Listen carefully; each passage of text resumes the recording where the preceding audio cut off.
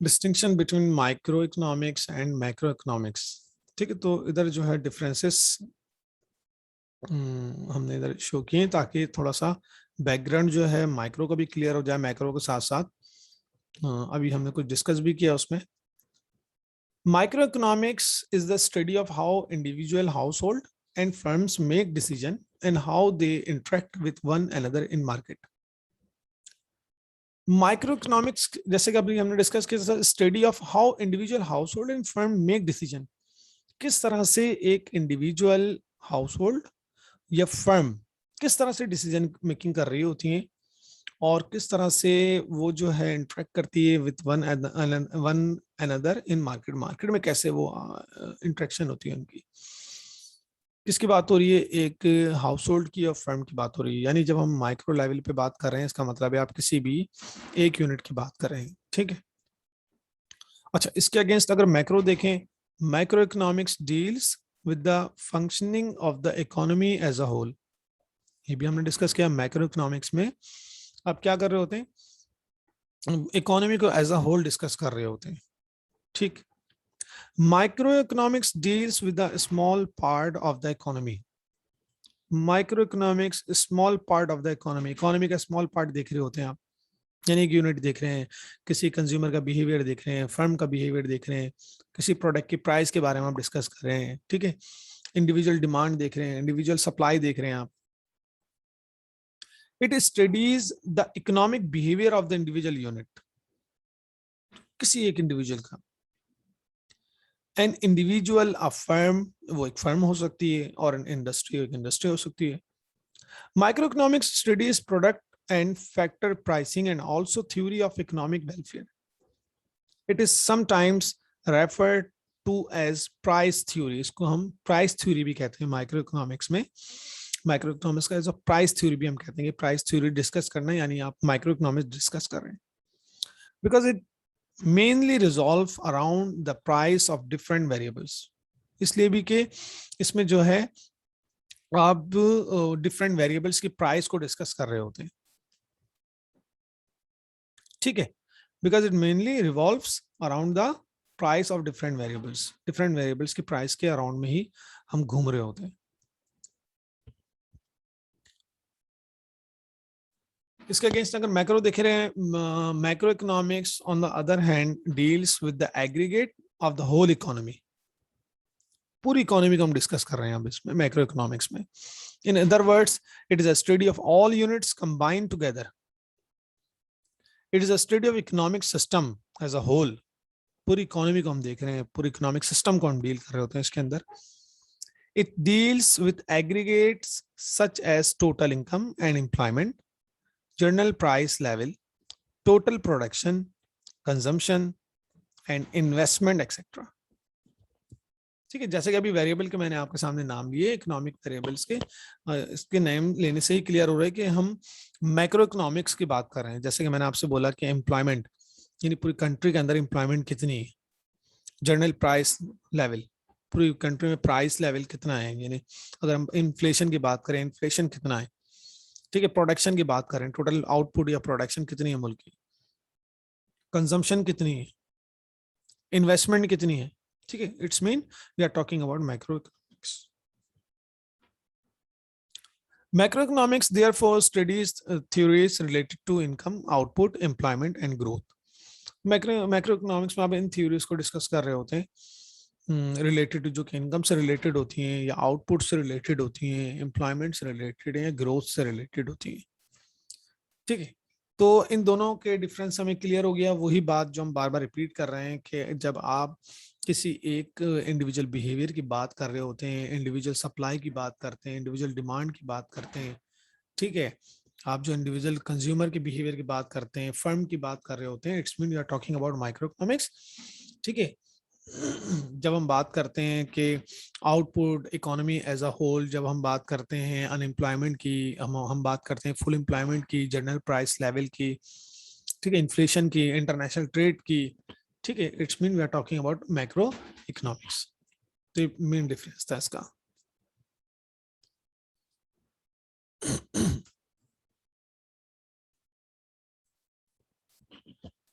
Major concerns of macro economics, यानी macro economics में ये मेन जो पॉइंट्स हैं या मेन जो हेड्स हैं वो कौन कौन से हैं जिनको डिस्कस किया जाता है।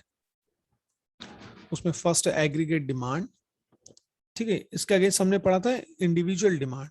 किसी एक कंज्यूमर की जब हम डिमांड के बारे में बात कर रहे थे, इट्स मीन आप जो है इंडिविजुअल डिमांड यानी माइक्रो इकोनॉमिक्स की बात कर रहे हैं। मगर जब आप एग्रीगेट डिमांड की बात कर रहे हैं, कंट्री के अंदर इस प्रोडक्ट की डिमांड कितनी है पूरी कंट्री के अंदर, ठीक है, इट्स मीन आप एग्रीगेट डिमांड की बात करें यानी मैक्रो इकोनॉमिक्स की बात हो रही है। इसी तरह एग्रीगेट सप्लाई की, एग्रीगेट सप्लाई यानी कंट्री के अंदर जो है वो सप्लाई कितनी है फला प्रोडक्ट की, तो एग्रीगेट सप्लाई यानी ओवरऑल बात हो रही है। ये भी डिमांड का एक मेन टॉपिक है। सेविंग की बात करें कि कंट्री के अंदर सेविंग कितनी है, ठीक है। इन्फ्लेशन की बात करें कि मुल्क में इन्फ्लेशन कितना है, कितना महंगाई हो रही है। फॉर एग्जांपल हम बात करते हैं सिंगल डिजिट इन्फ्लेशन है, डबल डिजिट इन्फ्लेशन है। डबल डिजिट है यानी समझे फॉर एग्जांपल आपका जो है 14% इन्फ्लेशन है, तो इसके मतलब है आप पूरी कंट्री की बात करें, कंट्री में पाकिस्तान में 14% इन्फ्लेशन है। डिफ्लेशन की बात कर रहे होते हैं, ठीक है, इकोनॉमिक ग्रोथ की बात कर रहे होते हैं। इकोनॉमिक ग्रोथ यानी कंट्री के अंदर इस वक्त ग्रोथ कितनी है, उसका जीडीपी रेट देख रहे होते हैं आप, और मुख्तलिफ रेट्स को देख के अंदाजा लगाते हैं। अनएम्प्लॉयमेंट यानी मुल्क में अनएम्प्लॉयमेंट कितनी है और उसका रेट कितना है, ठीक है। अनएम्प्लॉयमेंट एक चीज हमने लास्ट उसमें भी डिस्कस की थी कि जब हम बात कर रहे होते हैं कि मुल्क में एम्प्लॉयमेंट या अनएम्प्लॉयमेंट को देख रहे होते हैं, तो हम देखते हैं कि मुल्क के अंदर लेबर फोर्स कितनी है, ठीक है, काम करने वाले अफराद कितने हैं। ऐसा नहीं है कि हम बात करें पाकिस्तान के जो पॉपुलेशन है वो 22-23 करोड़ है तो फिर इतने परसेंट पॉपुलेशन है। अगर हम आपसे बोलें 50% जो है एम्प्लॉयमेंट, तो आप बोलेंगे 22 करोड़ का मतलब हो गया कि 11 करोड़ जो है वो एम्प्लॉयड है, बाकी 11 करोड़ जो है वो अनएम्प्लॉयड है। नहीं, इस तरह नहीं कैलकुलेट करते। अनएम्प्लॉयमेंट एम्प्लॉयमेंट को हम देखते हैं लेबर फोर्स कितनी है।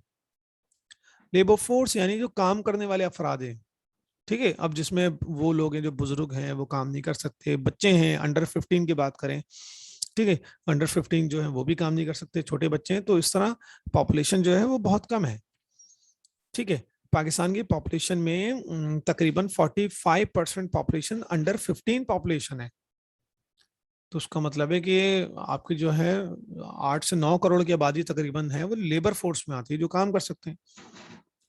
उस लेबर फोर्स का यानी 8 to 9 जो करोड़ हैं, उस लेबर फोर्स के कितने परसेंट एम्प्लॉयड और अनएम्प्लॉयड है, इस तरह से हम चेक करते हैं, ठीक है।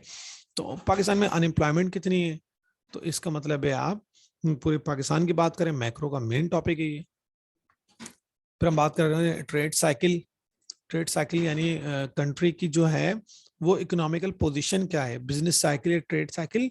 कि कभी कभी जो है ऐसा होता है कि कंट्री के अंदर जो है वो रिसेशन आया हुआ है, बिल्कुल जो है जो बिजनेस है आपका उसमें कोई भी एक्टिविटीज नहीं हो रही है, उसके बाद फिर हम देखते हैं कि फिर रिकवरी होती है, फिर वो बूम पे जाता है, फिर दोबारा डिक्लाइन हो जाता है, ठीक है। इस तरह से एक साइकिल चल रही है। ये भी एक चैप्टर है, उसको आप आगे डिस्कस करेंगे, ट्रेड साइकिल। तो यानी इन टॉपिक्स को देख के आपको अंदाजा हो रहा है कि हम मैक्रो की ही बात कर रहे हैं, मैक्रो इसमें डिस्कस हो रही है, ठीक है। इंटरनेशनल ट्रेड की बात करते हैं कि इंटरनेशनल ट्रेड कितनी है, ठीक है, उसमें इंपोर्ट्स आ जाती हैं, उसमें एक्सपोर्ट्स आ जाती हैं, तो ये भी मैक्रो का टॉपिक है। इकोनॉमिक प्लानिंग यानी जब इकोनॉमिस्ट जो हैं वो इकोनॉमिक प्लानिंग कर रहे होते हैं, ठीक है, किसी भी गोल को अचीव करने के लिए वो प्लानिंग करते हैं वो। तो प्लानिंग में हमारे पास ये आपके सामने लिखा है 2 पॉलिसीज बनाई जाती हैं, एक है फिस्कल पॉलिसी, एक है मॉनेटरी पॉलिसी। फिस्कल पॉलिसी को हम मालियाती पॉलिसी बोलते हैं, ठीक है, जो कि आपकी गवर्नमेंट ऑफ पाकिस्तान बनाती है यानी मिनिस्टर ऑफ फाइनेंस बनाता है ये फिस्कल पॉलिसी, ठीक है। ये भी चैप्टर हम आगे डिस्कस करेंगे। मॉनेटरी पॉलिसी ये आपका स्टेट बैंक ऑफ पाकिस्तान बनाता है, इन्फ्लेशन को कंट्रोल करने के लिए पॉलिसी बनती है वो बनती है मॉनेटरी पॉलिसी, और भी उसके रीजंस होते हैं, ठीक है। तो फिस्कल पॉलिसी, मॉनेटरी पॉलिसी ये इकोनॉमिक प्लानिंग के अंदर आती है। ये जो भी आपके सामने हमने हेड्स डिस्कस किए हैं, ठीक है, तो ये मेजर कंसर्न्स हैं मैक्रो इकोनॉमिक्स के।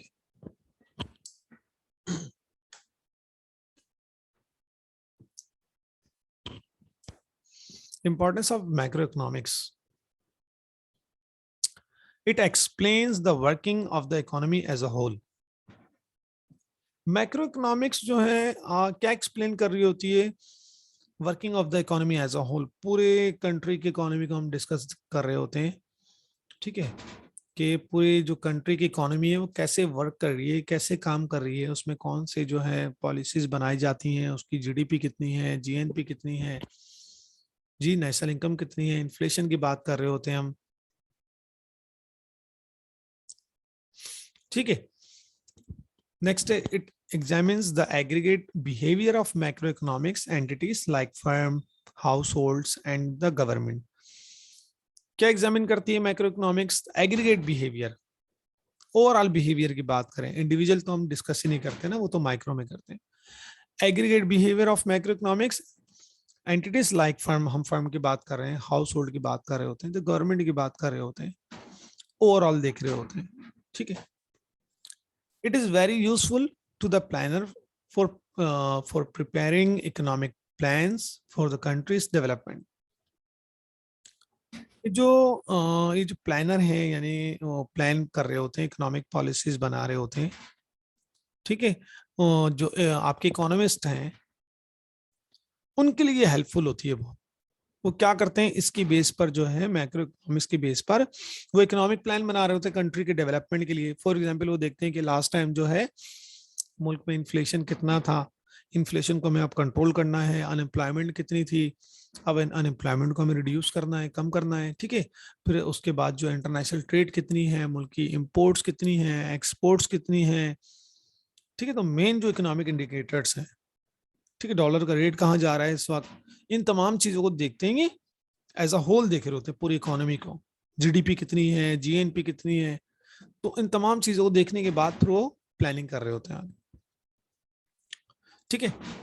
It is helpful in international comparison. अच्छा, मैक्रो इकोनॉमिक्स जो है उससे आप इंटरनेशनल कंपैरिजन में भी हेल्पफुल होती है। जैसे कि हम देख रहे होते हैं कि भाई पाकिस्तान है, उसकी नेशनल इनकम इतनी है, फिर एक दूसरी कंट्री को कंपेयर कर रहे होते हैं आपस में, जैसे कि इंडिया को कंपेयर करते हैं, पाकिस्तान की नेशनल इनकम इतनी है, इंडिया की नेशनल इनकम इतनी है, तो इससे दोनों कंट्री का कंपैरिजन होगा, एज अ होल दोनों कंट्री का एज अ होल हम कंपेयर कंपेयर कर रहे होते हैं दोनों को, कि भाई इधर अनएम्प्लॉयमेंट इतना है पाकिस्तान में, इंडिया में इतना है, पाकिस्तान में इतनी जो है नेशनल इनकम है, इंडिया की इतनी है, पाकिस्तान की जीडीपी ग्रोथ इतनी है, इंडिया की जीडीपी ग्रोथ इतनी है, ठीक है, रिजर्व इतने हैं, उधर इतने रिजर्व हैं। तो इस तरह हम मैक्रो इकोनॉमिक्स के जो इंडिकेटर्स होते हैं उसकी बेस पर दोनों जो कंट्रीज हैं उनको कंपेयर कर रहे होते हैं, ठीक। तो उसमें हेल्प करती है macro economics. It's knowledge is indispensable for the policy maker for formulating macroeconomics policies। Policy maker के लिए इसकी नॉलेज बहुत इंपॉर्टेंट है।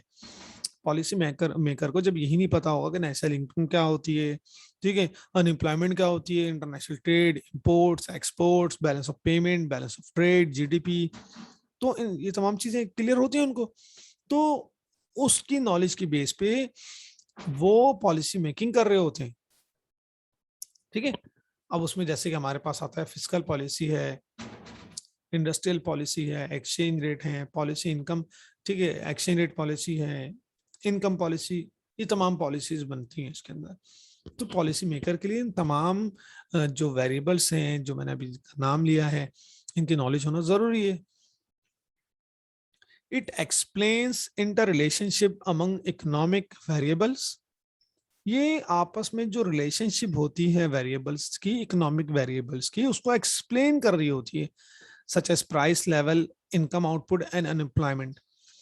कि अब इसमें देखें आपस में इंटर रिलेशन है, प्राइस लेवल यानी अगर किसी प्रोडक्ट की प्राइस बढ़ जाती है तो क्या होगा, उससे उससे आपकी जो रियल इनकम है वो डिक्रीज हो जाएगी, यानी इनकम कम हो जाएगी आपकी, रियल इनकम। क्यों?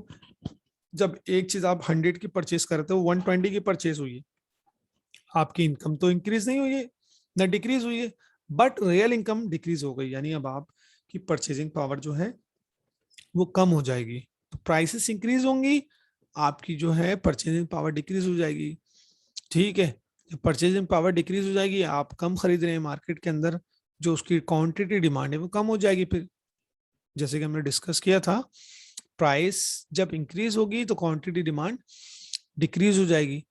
इन्फ्लेशन की बेस पर जब डिमांड डिक्रीज हो जाएगी तो पीछे जो फर्म या कंपनी जो इंडस्ट्री उसकी प्रोडक्शन कर रही है उसके पास आउटपुट रोक देगी। वो बोलेगी नहीं आउटपुट ज्यादा हो रही है, मार्केट के अंदर डिमांड तो कम हो गई है, फिर वो आउटपुट को कम कर देगी। जब आउटपुट कम कर देगी, वहां पे आउटपुट कम हो जाएगी या रुक जाएगी, तो उसके पास जो लेबर फोर्स काम कर रही है वो बोलेगी ठीक है अभी आप ऐसा करें, वेट करें, हम आपको दोबारा बुलाएंगे, अभी मार्केट के अंदर डिमांड जो है हमारी नहीं है इतनी, तो वहां से कुछ लोगों को बाहर कर देगी वो। समझ रहे हैं आप? तो ये आपस में इनका लिंक होता है, ये हमें क्लियर करेगी। और मैं इन चीजों को समझना है कि अगर सिर्फ प्राइस लेवल इंक्रीज हो जाता है तो उसका इम्पैक्ट कहाँ जा रहा है।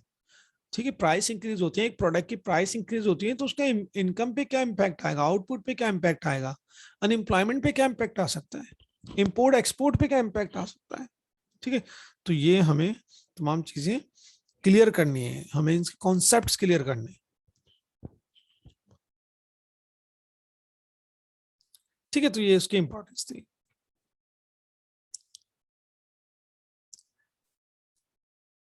अच्छा, मैंने भी आपके स्टूडेंट्स क्वेश्चन देख लिए हैं। अभी बस ये scope of macro economics complete कर लूँ तो फिर आप अपने जो क्वेश्चंस हैं वो चैट पर सेंड कर दिए, मैं फिर आपका आंसर देता रहूंगा एक के बाद। ठीक है, पहले इसको कंप्लीट कर लेते हैं, ये scope of macro economics.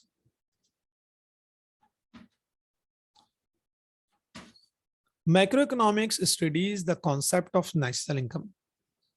Macro economics में हम नेशनल इनकम को डिस्कस कर रहे होते हैं, यानी स्कोप हम बात कर रहे होते हैं। जब किसी भी सब्जेक्ट के स्कोप की तो हम बात कर रहे होते हैं कि इसका स्कोप कितना है, इसका इसका जो दायरा कार्य है वो कितना है, इसमें क्या क्या चीजें आ जाती हैं। ठीक है, तो आप स्कोप की बात कर रहे हो, उसको सर्कल कितना बड़ा है समझे आप। तो macro economics studies the concept of national income, इसमें आप पूरे मुल्क की इनकम को डिस्कस कर रहे होते हैं कि पाकिस्तान की जो है इनकम वो कितनी है, नेशनल इनकम कितनी है पाकिस्तान की।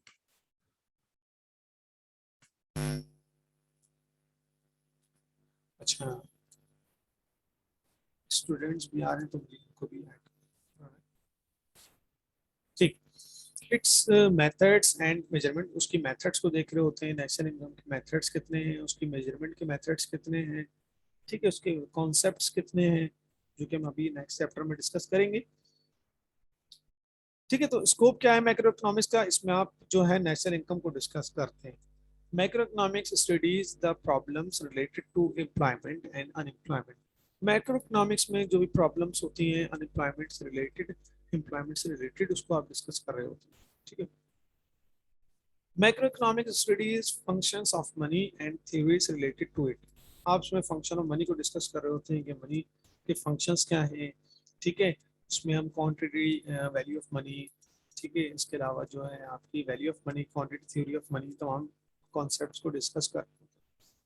Banks and other financial institutions are also a part of its study. उसमें फिर बैंक्स भी आ जाते हैं, बैंक से और दूसरे जो फाइनेंशियल इंस्टीट्यूशन है उससे रिलेटेड, मनी से रिलेटेड, वो सब इसके अंदर आ जाते हैं। Study of problems relating to economic growth, economic growth से रिलेटेड जो प्रॉब्लम्स हैं, और increase in per capita real income.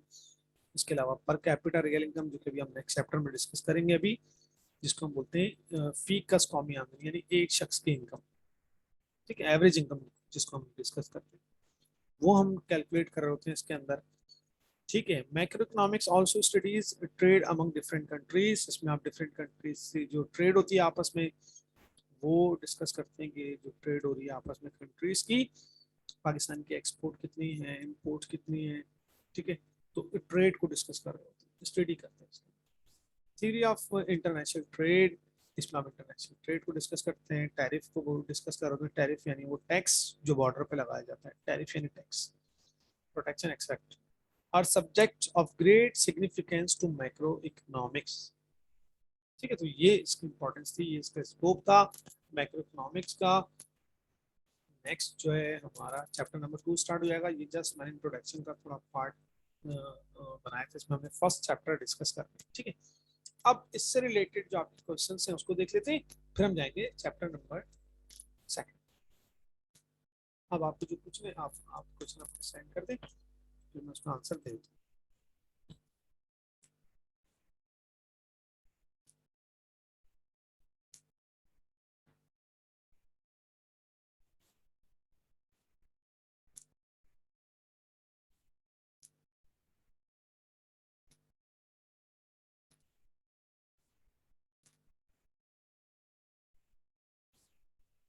आपने एक क्वेश्चन पूछा है कि फिस्कल पॉलिसी और मॉनेटरी पॉलिसी दोनों अलग अलग, जी दोनों अलग अलग है। जैसे कि अभी बताया आपको कि एक चैप्टर है पूरा इसका। फिस्कल पॉलिसी में आप गवर्नमेंट की पहले तो देखेंगे फिस्कल पॉलिसी बनाता कौन है, ये आपका मिनिस्टर ऑफ फाइनेंस बनाता है। ठीक है।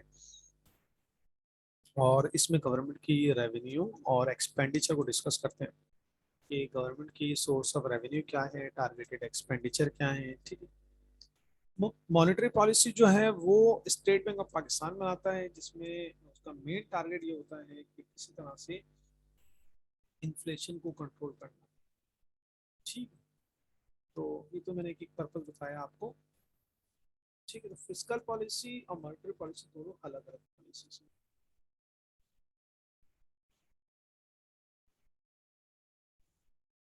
अच्छा, नेक्स्ट आप पूछ रहे एग्रीगेट डिमांड। देखिए, जब हम बात करते हैं ना डिमांड की, तो एक होती है इंडिविजुअल डिमांड, एक होती है एग्रीगेट डिमांड। जब मैं आपसे बोलूँ इंडिविजुअल डिमांड, क्वांटिटी डिमांड की बात करें, इसका मतलब है हम माइक्रो को डिस्कस कर रहे हैं। मैं पूछ रहा हूँ आपकी डिमांड कितनी है, यानी अगर प्राइस, किसी भी प्रोडक्ट की प्राइस इंक्रीज हो जाती है तो आप पे उसका क्या इम्पैक्ट आएगा, एक कंज्यूमर पे क्या इम्पैक्ट आएगा उसका। उसका मतलब है आप इंडिविजुअल डिमांड की बात कर रहे हैं, किसी एक कंज्यूमर के बिहेवियर को डिस्कस कर रहे हैं इस वक्त आप। ठीक है। तो इंडिविजुअल डिमांड मीन्स किसी एक कंज्यूमर कस्टमर की डिमांड जो होती है एक।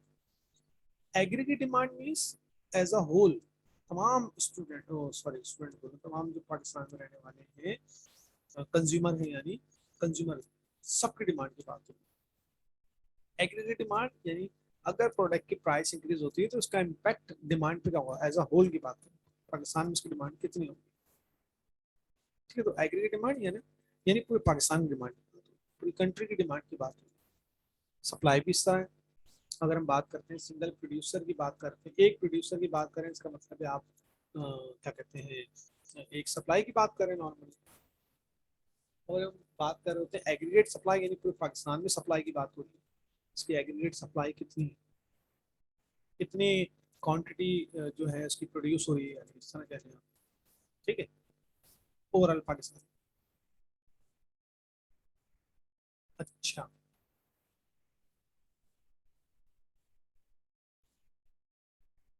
जी जी। ये फोर्थ पॉइंट में जो आप पर कैपिटा बोल रहे हैं ना, वो पीसीआई है। पीसीआई पर कैपिटा, जिसको हम बोलते हैं जिसको हम बोलते हैं एवरेज इनकम की बात करते हैं ना, एवरेज इनकम। ये अभी नेक्स्ट चैप्टर में आ रहे हैं, पूरा कॉन्सेप्ट डिस्कस करेंगे इसको।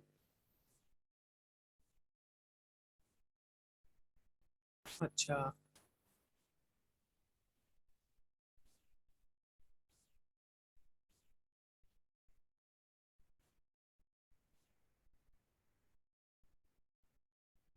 रियल इनकम अलग से, वो मैं रियल इनकम अलग डिस्कस कर रहा, रियल इनकम देखें आगे हम डिस्कस करेंगे रियल जीडीपी, नॉमिनल जीडीपी। तो उस वक्त इन इन चीजों को डिस्कस करेंगे जो आप पूछ रहे हैं अभी। ठीक है। अभी जस्ट आप ये क्लियर करें पीसीआई, बस पीसीआई की बात करिए, per capita income. Per capita income means average, average revenue की बात हो रही है, एवरेज इनकम की बात हो रही है कि एक पाकिस्तानी की इनकम कितनी है, उसको बोलते हैं एवरेज रेवेन्यू या पीसीआई, पर कैपिटा इनकम।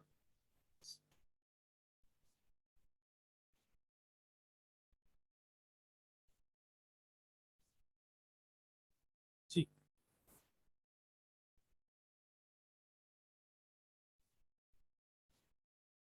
ठीक है, 1 मिनट हमारे पास है। आप लोग क्या करेंगे, इसी लिंक से दोबारा ज्वाइन कर लेंगे क्लास को, इसको एक मरतबा स्टार्ट से देख लेते हैं। देखिए, फर्स्ट उसमें हमने इंट्रोडक्शन लिया था मैक्रो इकोनॉमिक्स का, कि मैक्रो इकोनॉमिक्स 1930 से ये 1930 तक जो है मैक्रो इकोनॉमिक्स की जो बाउंड्रीज थी वो लिमिटेड थी, बहुत ज़्यादा मैक्रो लेवल के टॉपिक को डिस्कस नहीं किया जाता था। 1930 के बाद या 1930 में जो ग्रेट डिप्रेशन आया अमेरिका में, उसके बाद उसका इम्पैक्ट ओवरऑल यानी पूरी दुनिया पर उसका इम्पैक्ट आया। उसके बाद से मैक्रो इकोनॉमिक्स का जो कॉन्सेप्ट था वो एक्सपेंड हो गया। देन हमने माइक्रो मैक्रो इकोनॉमिक्स को डिस्कस किया, difference between microeconomics and macroeconomics. Then हमने डिस्कस किया कि major concerns of microeconomics क्या हैं। ये वो हेड्स हैं जो माइक्रो इकोनॉमिक्स के मेन पिलर्स हैं या मेन हेड है जिनको डिस्कस किया था माइक्रो इकोनॉमिक्स में।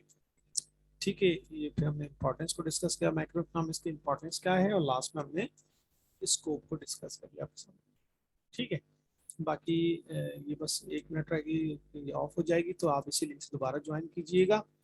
देन हम चैप्टर नंबर 2 जो है वो स्टार्ट करेंगे।